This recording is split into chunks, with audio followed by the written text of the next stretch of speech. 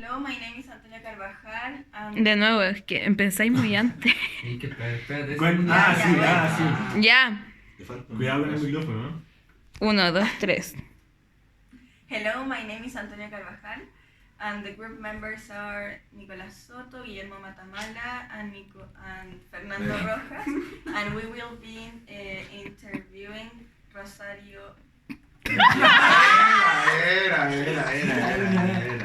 No podemos demorar todo el día, bueno.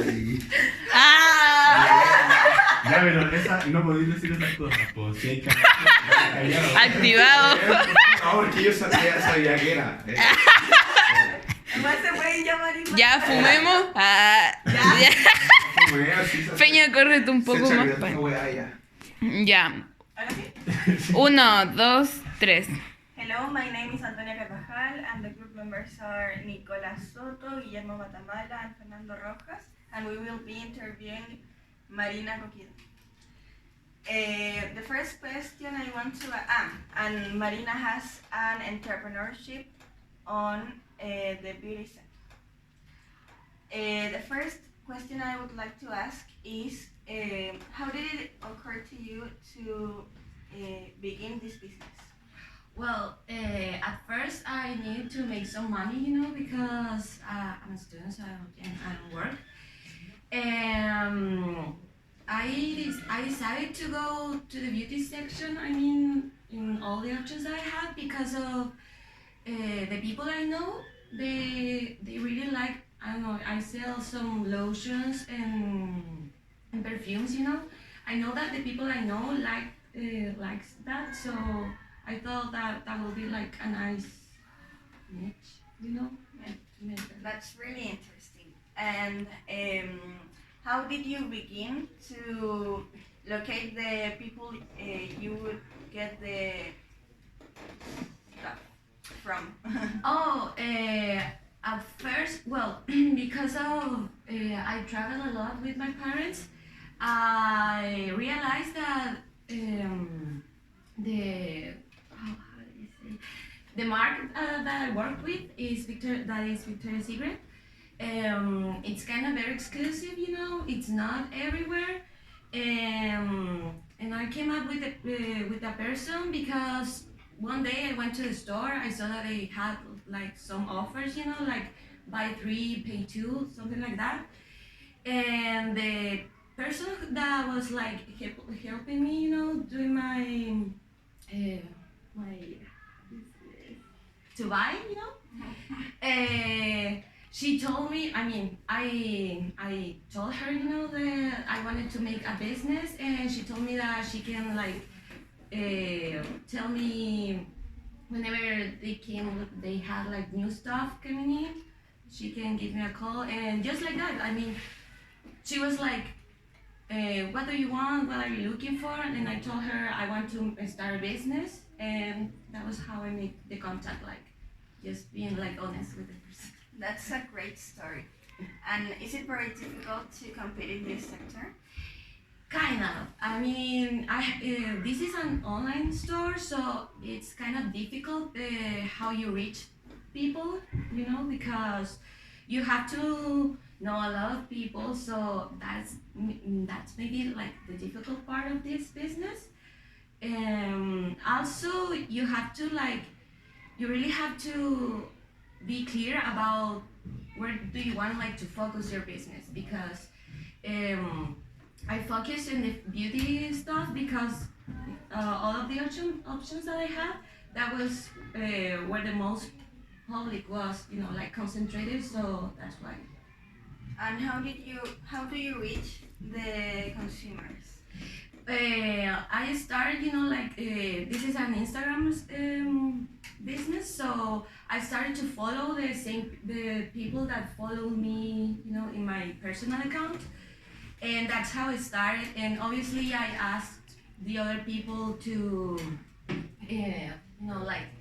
say that I had this store and to mention me in their stories, or if they buy something from me, to say something, But mostly it's because of the people I know in my personal Instagram.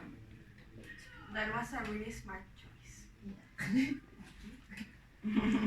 Look, how many suppliers do you have? I only have one because of how I told you before. I made this contact with one girl, you know, in one store, so that's my only supplier because of the trust, you know. Like she gave me her number and I talked to her, hey, do you have new stuff or whatever? So you don't have any backup to your team? Like, No, and actually now it's like a problem because my contact, you know, is she just had a kid, so now she's focusing in raising her child. So now I have to look for another supply. and how is the relation with your consumers? How is sorry? How is the relation with your consumers? I will say that is kind of like a close relationship. I try to be as friendly and as open and flexible, you know, to make the delivery and all that. So I think that the people really feel me like like close to them, you know, and they trust me, and so. And all of them are like your friends? No, only a few. The people, I mean, all the people or the most people that I sell my stuff, I know them, you know, like I have seen them sometime in my life, but just a few are my friends, like 5 or less.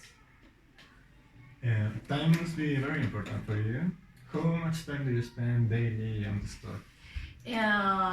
At least 1 hour, you know, because I have to check like the notifications if somebody asks me if I have something or if I'm going to, because I don't sell only here in Santiago. I sell in Cauquenes and Parral, and so I have to be checking, you know, all my messages at least 1 hour per day, if it's not more, because I'm, you know, like I'm making the arrangement to the delivery and to make the Because you're a student, is it too difficult to maintain the store and study at the same time? Yeah, a little bit, because sometimes, you know, I'm studying or I'm in class, you know, and I get the messages that somebody wants to buy something, and it's like, well, I have to be here in my class, but I also want to make my money, so it's kind of difficult, but it's not impossible. Okay. About the threat of entry, was it easy for you to start the business? So it's kind of difficult if you don't know people. Like, I mean, it's an online store, so you kind of need to know a lot of people, you know, like to make sure that you're going to start with a good base. Because if you don't know a lot of people and start following the random people in Instagram, they can think that maybe it's a fake page and you won't get like the response that you're hoping for. So this must be one of the biggest barriers. Are there any others? How? Barriers. Oh, the barriers. Yeah, I will say that's one of the biggest barriers. Like to get the people to follow you, you know, and first you know the people. Like that's the biggest barrier, I will say. Thank you. How do you see the menace of substitution of your products? You know, sometimes I think that maybe there will be like a big competition, not only other people that sells the same way as me, but nowadays there's like a lot of options, and I mean, when you go to a store or when you go to buy something, you really have like a lot of options for one thing, so it's really not like a threat, you know. It's like more relaxed. That is great for the consumers, and then the quality of their products and the quality of the substitution products are like good or bad substitution. Oh, that's a good point. the products that I work with, they have like a really high quality, you know. They have really good like opinions by the customers. So to like kind of get another thing, but you will get less quality and not so good, you know, like reviews from the customers. So yeah. That is great. How do you see the future of your business? I think that it's not going to expand a lot more of what it is right now, you know, because of the time. Even I spend time every day in my store. It's not enough to like make it grow like I would like to. But I don't think that it's going to, you know, like fail, like going down. Maybe no. I really think that I'm going to. And do you have in mind another entrepreneurship?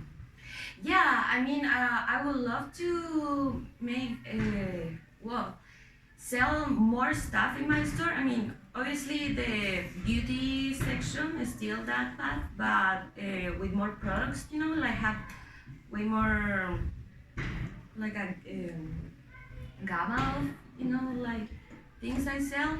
And also, I would like to maybe sometimes I feel enthusiastic about starting maybe an entrepreneurship with food, you know.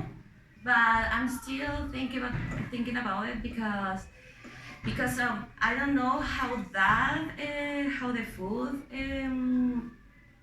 how to say, industry works and all that. I don't have like that much knowledge like I have in the beauty thing. So that's why I'm still thinking if I do it or not. That's right. Thanks you for your interview, and I You're hope welcome. that your business is still in the road of the exit. Thank you.